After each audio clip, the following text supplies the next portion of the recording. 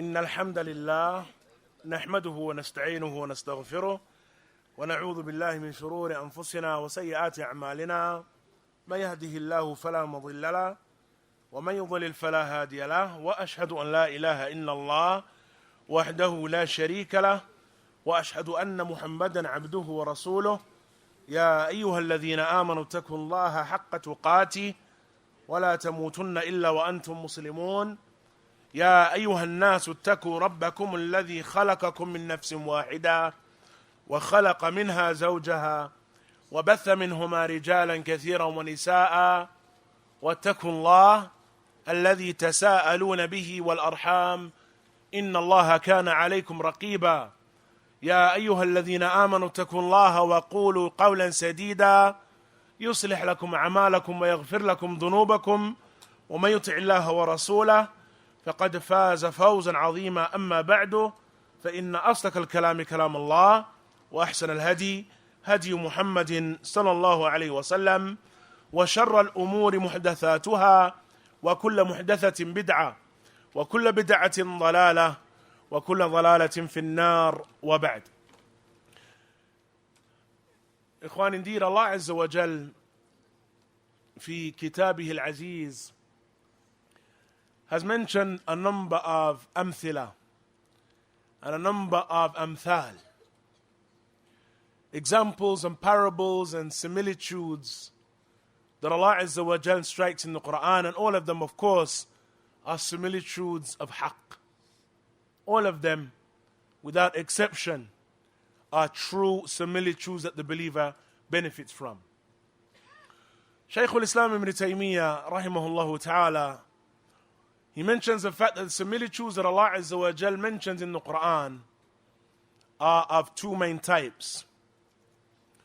Those similitudes that he refers to as the similitudes that are tamthiliya or tamthili, and those similitudes that are shamuli. He mentions rahimahullah ta'ala وَضَرْبُ الْأَمْثَالِ فِي الْمَعَانِ نَوْعَانِ, that Allah Azza wa Jal, or the affair of striking amthal or examples as it relates to the meanings that are extrapolated from them, are of two types. He said وَهُمَا نَوْعَا الْقِيَاسِ, and there are two forms of qiyas actually.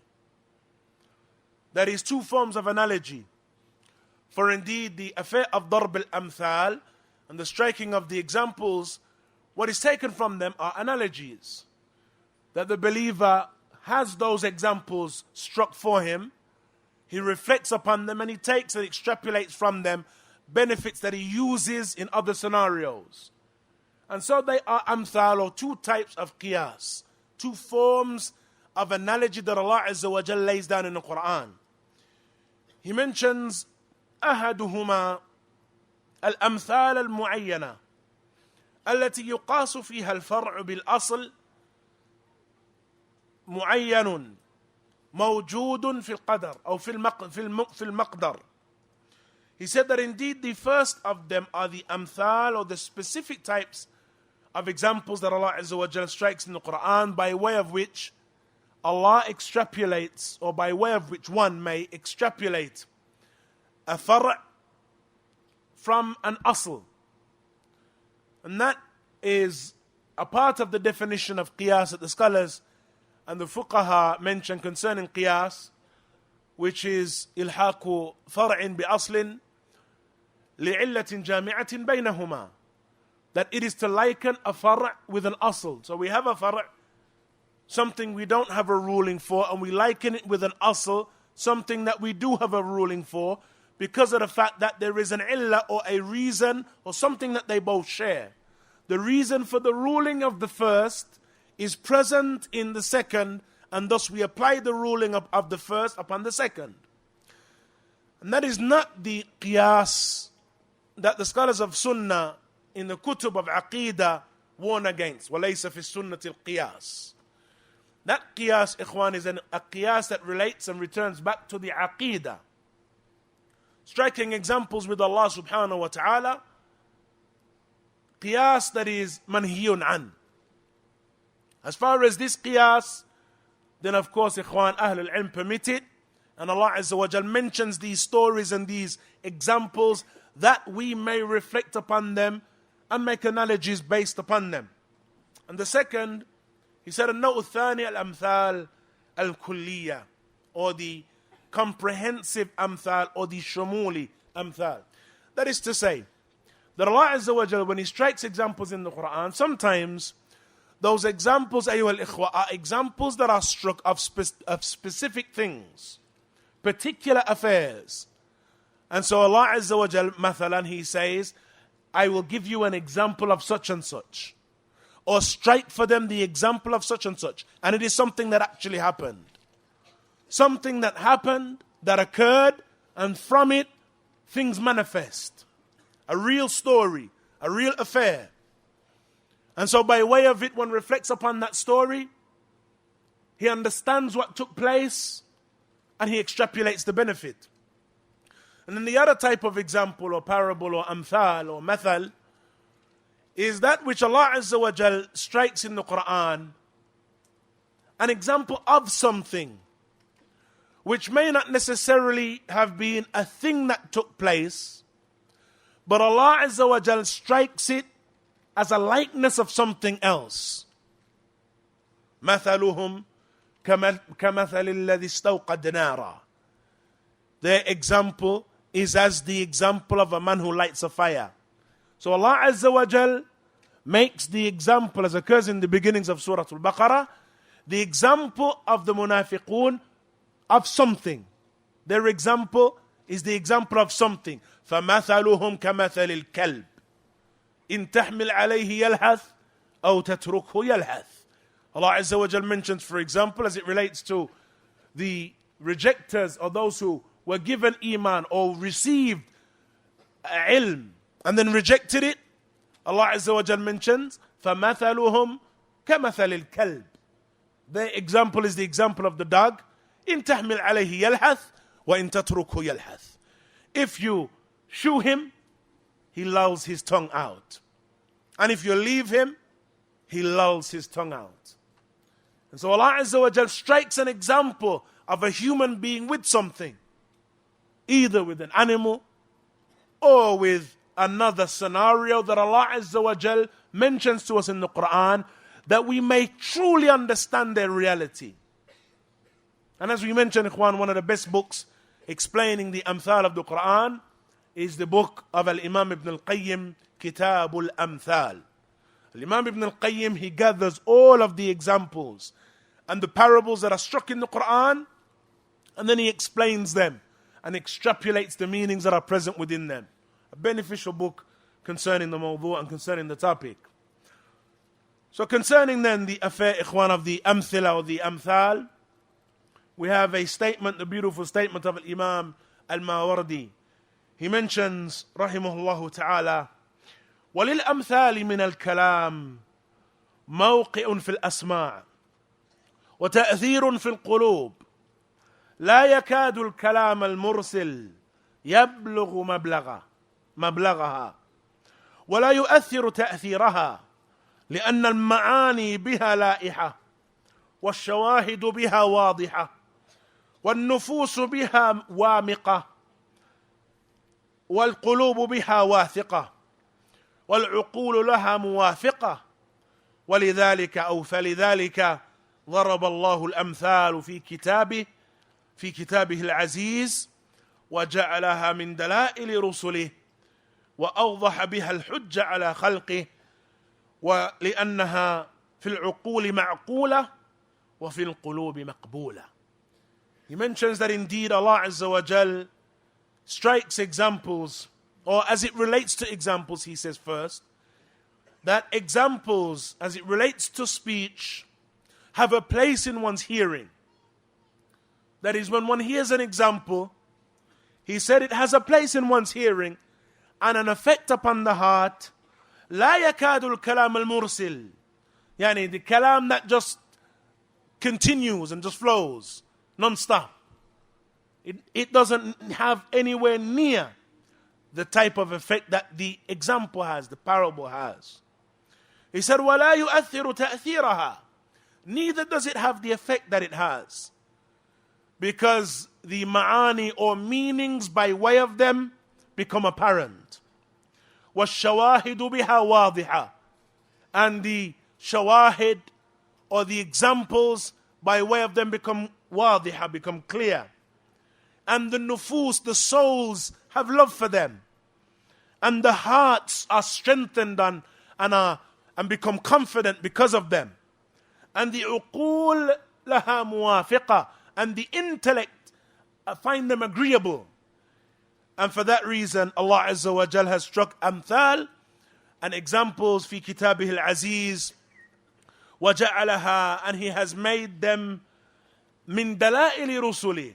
He has made them from the indications of His messengers, and used by His messengers.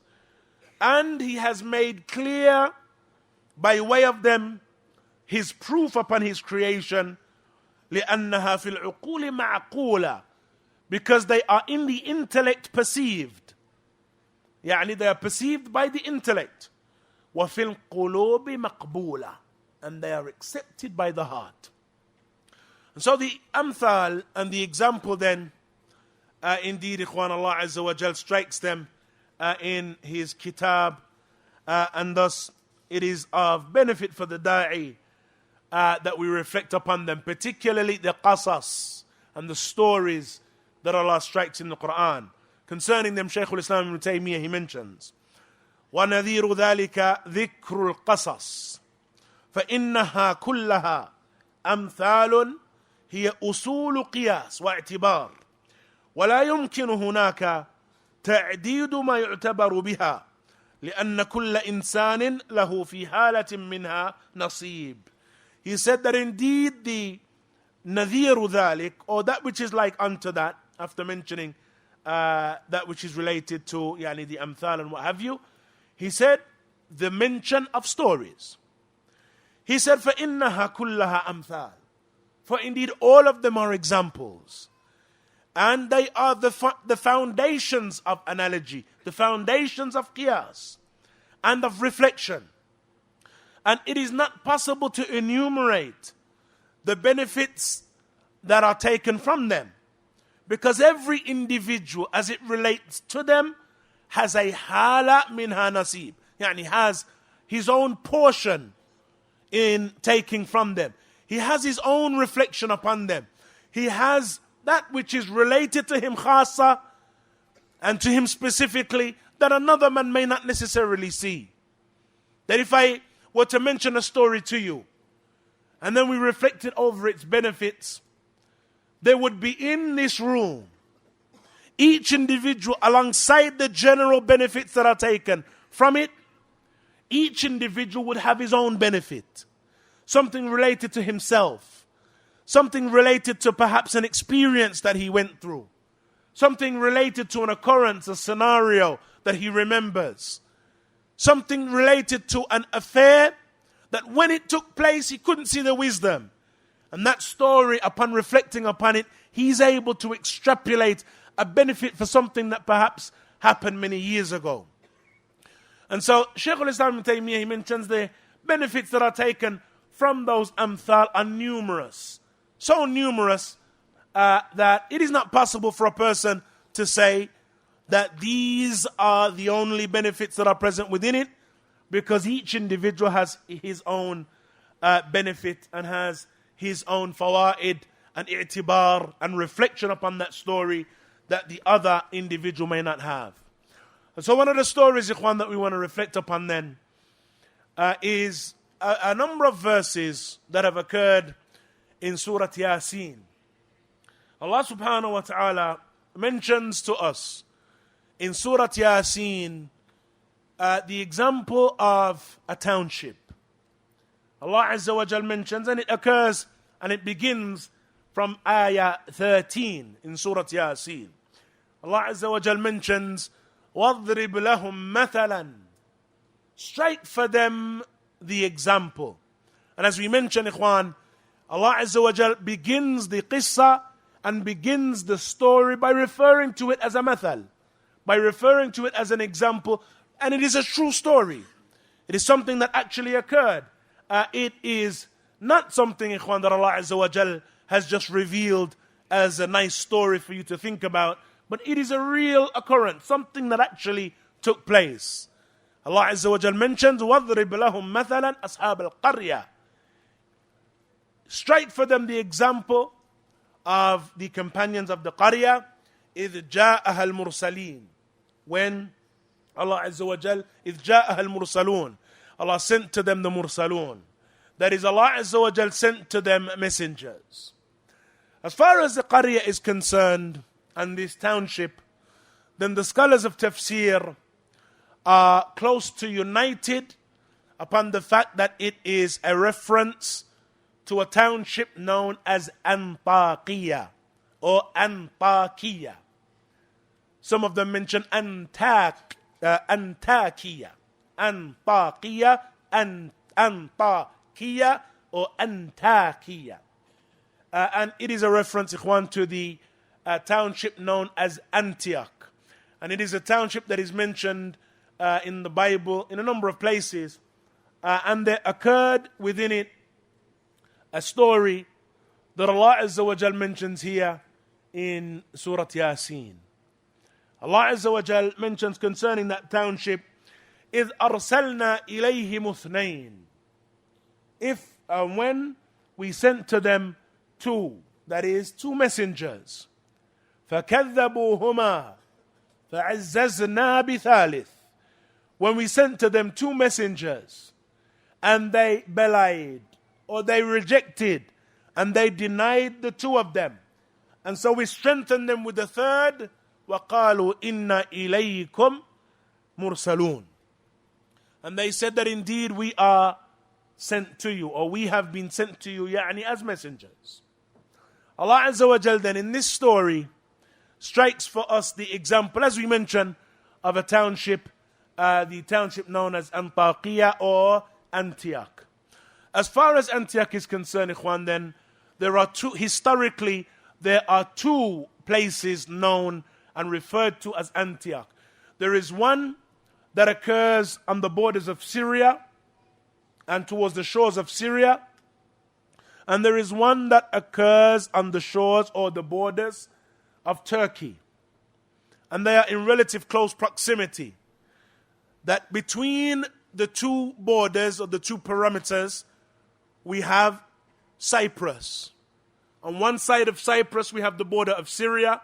On another side of Cyprus, we have the border of Turkey.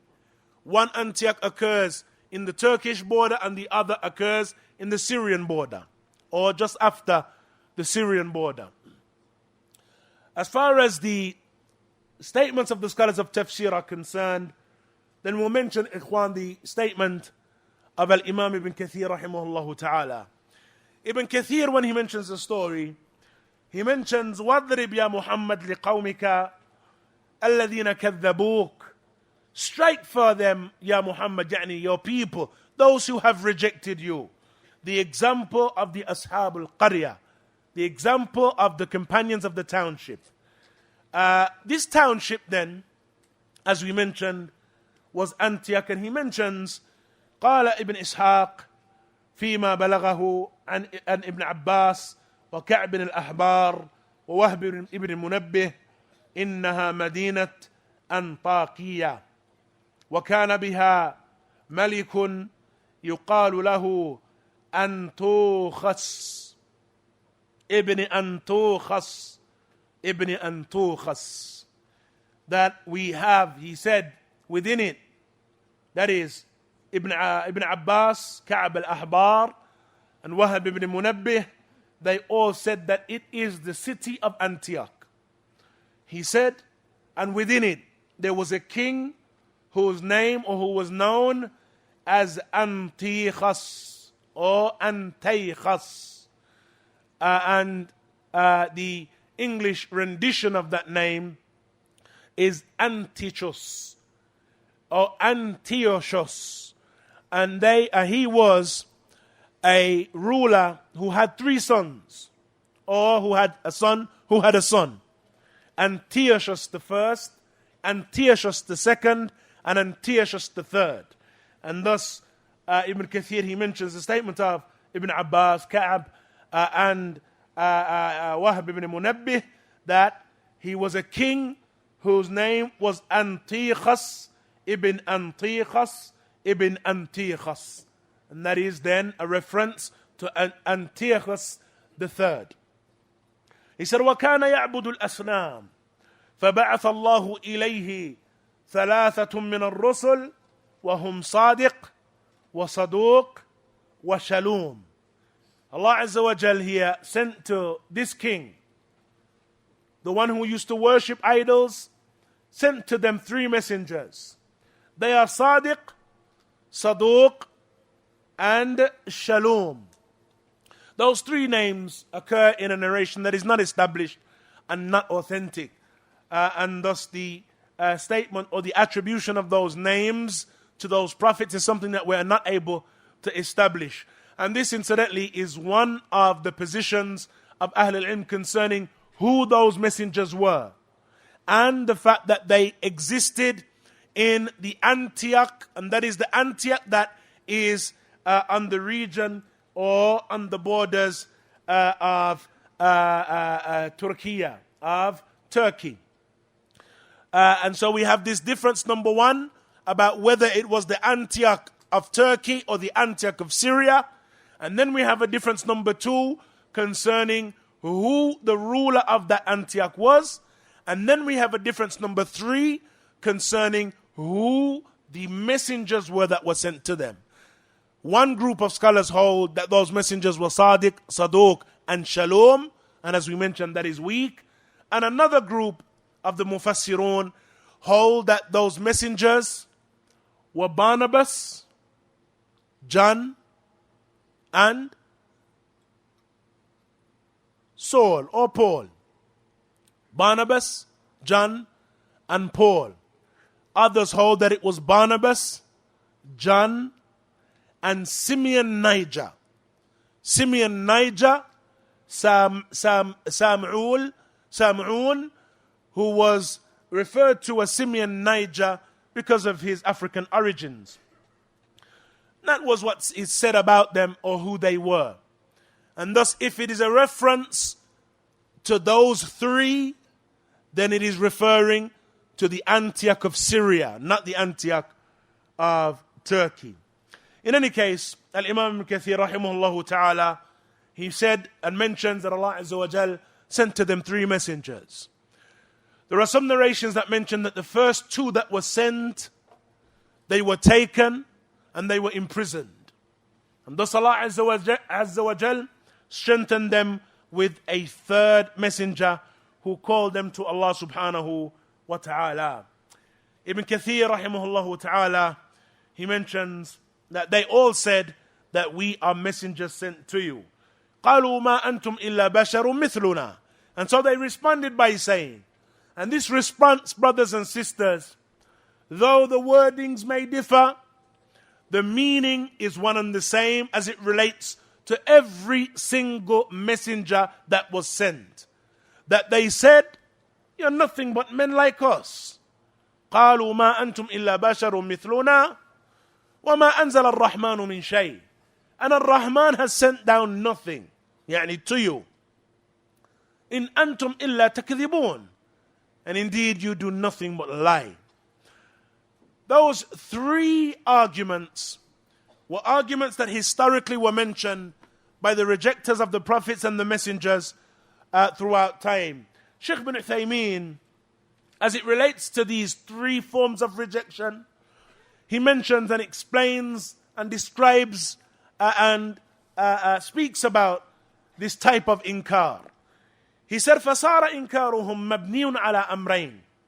He said, so their inkar, in essence, their rejection of those messengers, was based upon 2 things. He said, أَنَّهُمْ بَشَرٌ, first and foremost, that they were bashar, that they were human beings.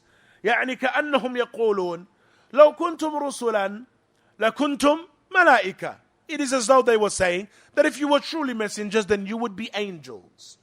And then he said, والثاني النفي الذي لم يبنى على شيء إنما هو مجرد إنكار ومكابرة.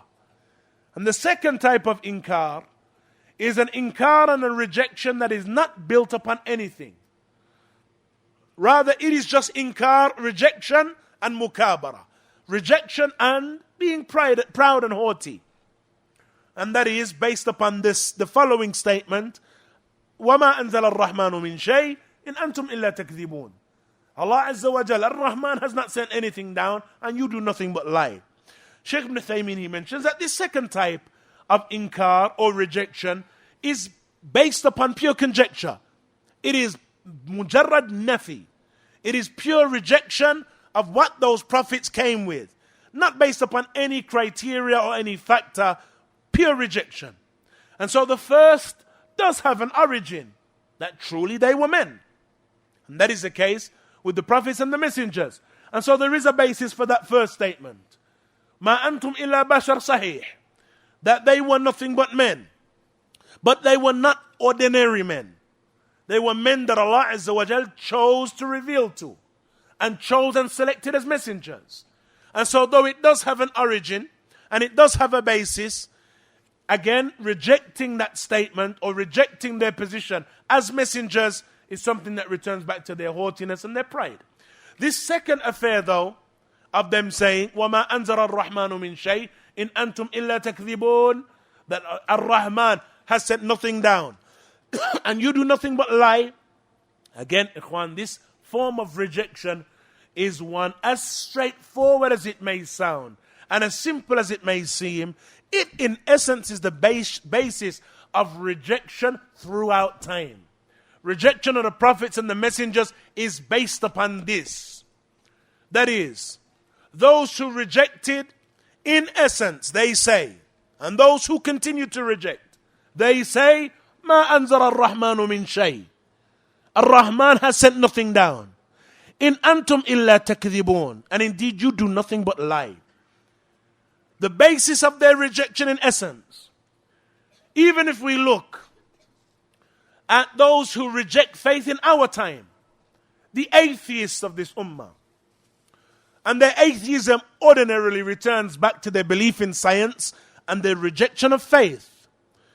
For they say that as far as we're concerned, you believe in nothing but men who had ideas. That is your belief. You believers who say that you're people of religion and people of faith and so on and so forth.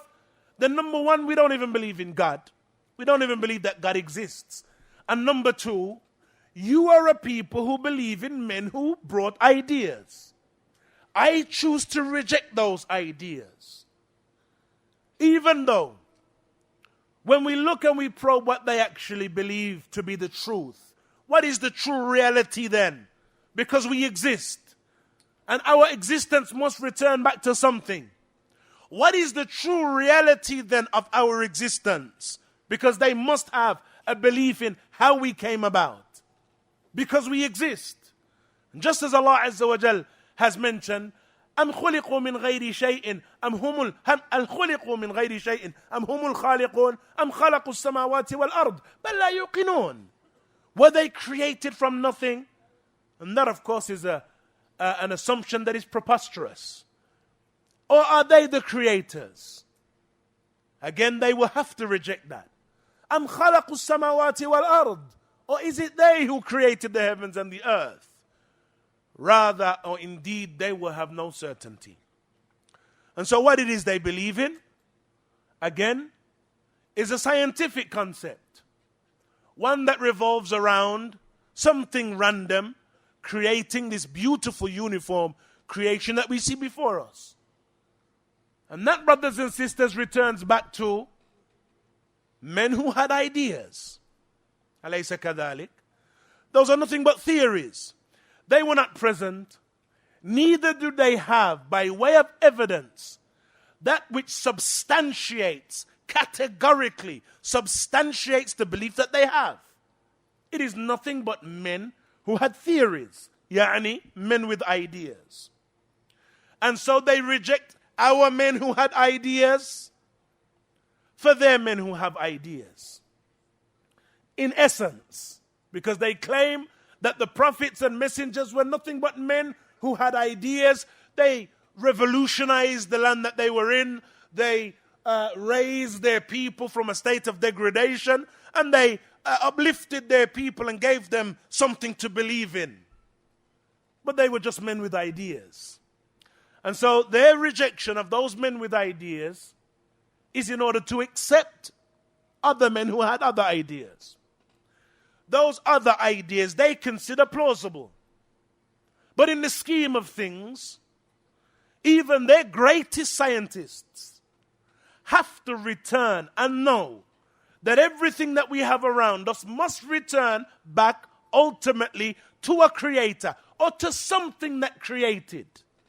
And thus their scientific theory now, they're seeking for the gene or the creation gene.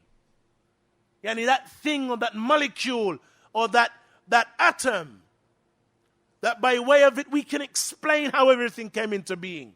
Because they know there must have been something that brought everything into existence. And so they're looking for some atom or molecule that is the molecule that brought everything into existence. And so ultimately they understand and they know that the ideas that the prophets and the messengers came with are ideas that they recognize to be the haqq. And because of the fact that their ideas are deficient in relation to the reality of what the prophets and messengers called to, they now seek that which will complete for them their ideas. And so ultimately, if we're going to return it back to mere ideas, then we have plausible, acceptable, observable ideas.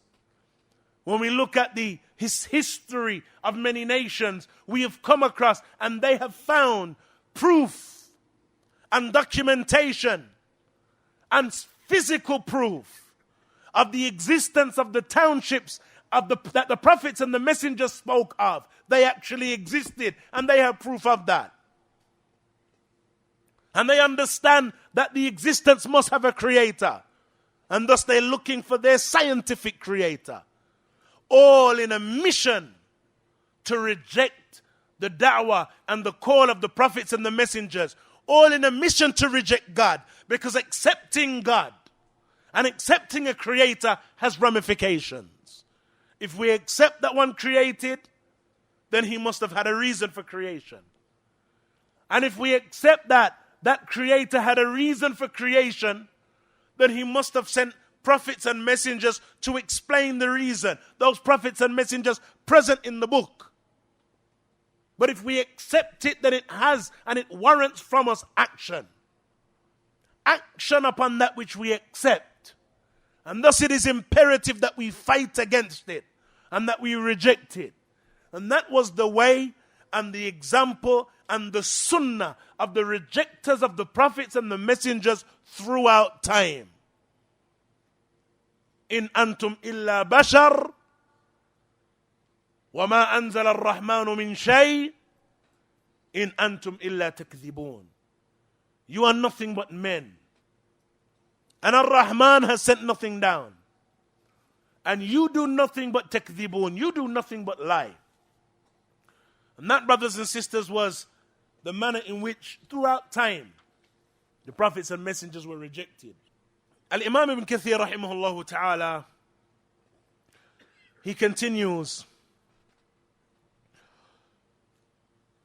concerning the statement, قالوا ما أنتم إلا بشر مثلنا أي كيف أوحي إليكم وأنتم بشر ونحن بشر فلم لا أوحي إلينا مثلكم ولو كنتم رسلا لكنتم ملائكة وهذه شبهة أو شبهة كثير من الأمم المكذبة. He mentions Al-Mukaththibah, na'am. He mentions that indeed concerning the statement of Allah that they say, you are nothing but men, men like us. He said that is that they say, how has it been revealed to you and you are nothing but men and we are men? And if it were, and why is it not that we have not been revealed to just as you have been revealed to. And if you were truly messengers, then you would be malaika. He said that this indeed is the shubha and is the doubt that was used by many of the rejecting nations. كما أخبر الله تعالى عنهم, just as Allah Azza wa Jal has informed us of them. ذلك بأنهم كانت تأتيهم رسلهم بالبينات. That is because their messengers came to them with bayinat, came to them with clear proofs. فقالوا أبشر يهدوننا. And so they said, will mankind or will human beings guide us? And that then was the statement that they had, the statement that they mentioned throughout time. And so the prophets and the messengers, they responded by saying, قالوا ما أنتم إلا بشر مثلكم. That they said, they said, قالوا ربنا يعلم إنا إليكم لمرسلون. They said, indeed, our Lord knows that we have been sent to you. وَمَا عَلَيْنَا إِلَّا الْبَلَاغُ الْمُبِينَ. And there is nothing upon us other than to convey or to make a manifest balag, yani to convey clearly that which we have been sent with. Here, Sheikh bin Uthaymeen, he mentions this statement of theirs, that our Lord knows that we have been sent to you. It is resemblant to the statement, Wallahi, it is resemblant to a qasam. That it is as though they are saying, Wallahi, we have been sent to you. That is, that they went out to their people and they said, Allah knows that we have been sent to you. Allah Azza wa Jal knows that we have been sent to you. And so one may say that then is their statement. But what is within that statement from meaning? That when they say that Allah knows that we have been sent to you, Sheikh bin Uthaymeen, he mentions, which is stronger? Is it stronger that they say, Wallahi, we have been sent to you? Or is it stronger that they say that Allah knows that we have been sent to you? He said, indeed, it is stronger that they make the statement, Allah knows that we have been sent to you. Because it is as though they are saying, Allah Azza wa Jal knows that we have been sent to you. And if we are lying, then Allah Azza wa Jal will take account of us. And Allah Azza wa Jal will punish us on the basis of the claims that we're making to you. And so it is as though they're making an oath, but more than an oath. That they are saying if we are lying and if we have created this statement of ours, then Allah Azza wa Jal would punish us. There is nothing upon us illa al-balagul mubin. There is nothing upon us other than to purely convey. And so, as far as this statement is concerned, Sheikh bin Uthaymeen, he mentions, أيها الإخوة, that here in this qissa and in this story we have that which makes clear that the ibrah and the thing that is looked towards is ضرب الأمثال. العبرة في ضرب الأمثال. The ibrah or the thing that is looked towards is the striking of the example. وأنه ليس من الضروري أن يعين المثل المضروب فهنا قال واضرب لهم مثلا أصحاب القرية ولم يعين القرية ولم يعين أولئك الأصحاب بأعيانهم لأنه ليس هذا محل عبرة بل العبرة في القصة كلها. He mentions that in this ibrah or in this affair is the fact that the striking of the example is the thing that is to be looked at. The thing that is to be observed is the fact that Allah Azza wa Jal struck an example. And that is that Allah Azza wa Jal has said, strike for them the example of the companions of the qaryah, the companions of the township. وَلَمْ يُعَيِّنَ الْقَرْيَةِ Allah Azza wa Jal did not specify the qaryah, didn't mention it specifically. He mentioned, neither did he specify specifically the ashab al-qaryah, who the people were. Who were they particularly? And these prophets that were sent to them, who were they exactly? He said, because that is not where the ibrah is. That is not where one takes, or the benefit really is. The true benefit and the true ibrah and the true dars and the true lesson is in the whole of the story and that which is within it. The whole of the story and that which is present within it. And so they went on to mention, قالوا إنا تطيرنا بكم. They mentioned that indeed we have sought, or we see by way of you, an evil omen. That is, we see by your existence and by your presence an evil omen. Al-Imam Ibn Kathir rahimahullah ta'ala, he mentions some narrations that the omen, and as others do from among the Mufassirun, that they were struck with some 2 years of rain, of famine. 2 years of famine. And so they said that this is on the basis of your existence. It is your fault. It is because of you why we're receiving this. And so they said that indeed we see in you an evil omen. وَإِن لَن تَنْتَهُوا. And if you do not desist, if you do not stop, لَنَرْجُمَنَّكُمْ. That indeed we shall stone you. وَلَيَمَسَنَّكُمْ مِنَّا عَذَابٌ أَلِيمٌ.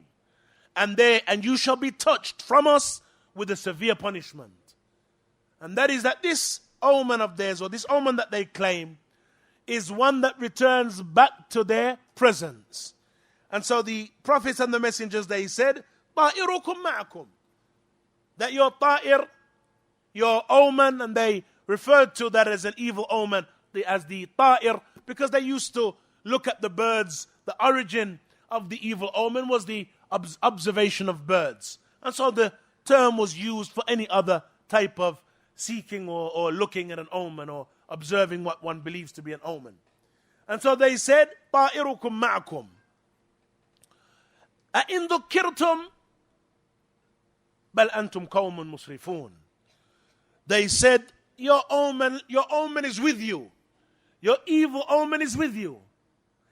أَإِن ذُكِّرْتُمْ يعني أَإِن كَانَ لِأَنَّنَا ذَكَرْنَاكُمْ بِمَا يَجِبُ عَلَيْكُمْ. Is it because of the fact that we reminded you? Yani that you see an evil omen in us? Because we've reminded you of what is due to, or what the rights that are due to Allah Azza wa Jal from you. That we've reminded you of the fact that you're created beings that must return to Allah. That we've reminded you of the fact that you will stand before Allah Yawm al-Qiyamah to give an account for your deeds. That we've reminded you of the importance of Tawheed and the worship of Allah Azza wa Jal alone. أَإِن ذُكِّرْتُمْ. Is it because of the fact that we've reminded you? بَلْ أَنْتُمْ قَوْمٌ مُسْرِفُونَ. But indeed you are a people who have gone beyond bounds. As far as their statement, طَائِرُكُمْ مَعَكُمْ, that your evil omen is with you, that is, the evil omen or the evil that you see manifest is not on account of our giving you da'wah, not due to us calling you, but because of your actions, because of your shirk, because of your kufr, because of your denial and your rejection. That which has manifest from the things that you observe, the famine and other than that, is as a basis of your not giving thanks to your Creator and your Lord. And thus this ta'ir that you claim and this omen that you return back to us and that you attribute to us is an actuality of your own doing. It is the manifestation of the actions of your own hands. It is what has come from your rejection and your kufr and your shirk and your denial. And so we have then, ikhwan, the foundations of a story which in essence resembles and is an example of people of rejection, the people who came or who were sent by Allah Azza wa Jal, yani the prophets and the messengers, and the manner in which they have been rejected by their people throughout time.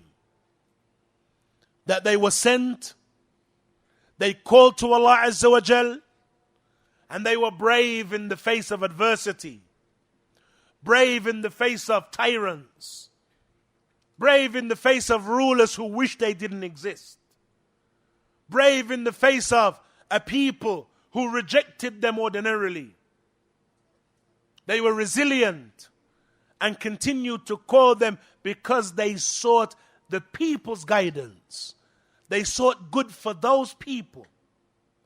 Their desire was to seek and establish good for them. But the example, brothers and sisters, is one and the same.